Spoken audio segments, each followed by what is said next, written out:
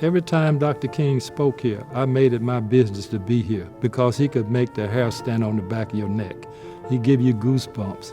This man was a motivator every time you heard him speak.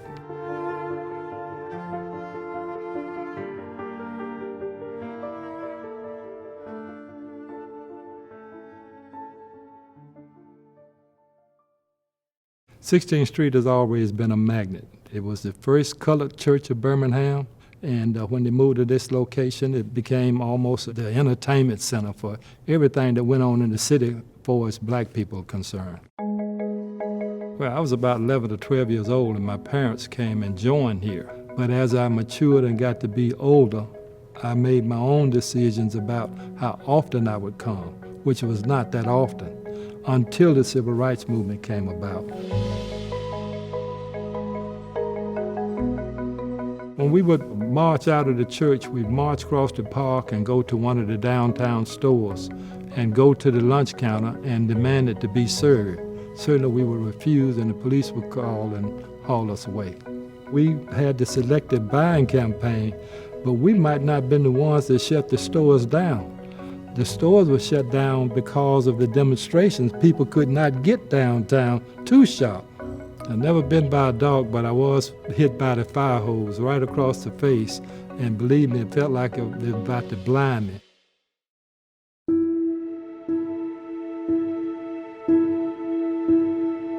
This church has probably meant everything to me, and that's because of the bombing. At the time, I worked for Pizit's department store, and as I was driving home, I noticed the police cars, and I said, something must be going on.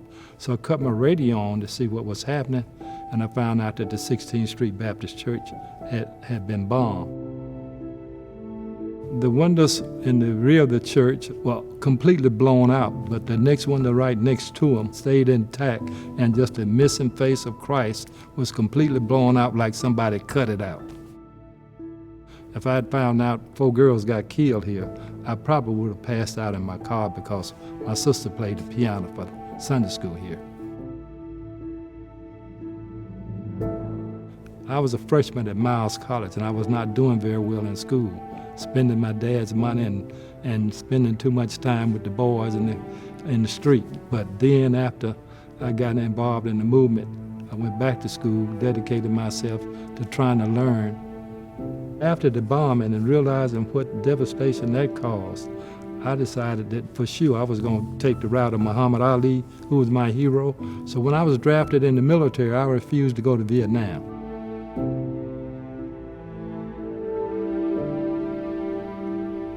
I'm a president of the usher board. I'm a substitute Sunday school teacher. I recently joined the mayor chorus. I served as treasurer at one time. I've been on the board of trustees. So I guess I've done everything but preach. The Wales window is my favorite piece in the church. The Wales window depicts a black man suffering on the cross like Christ.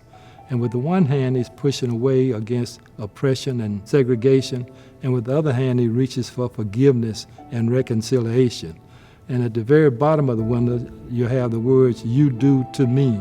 And that comes from the 25th chapter of Matthew, the 40th verse.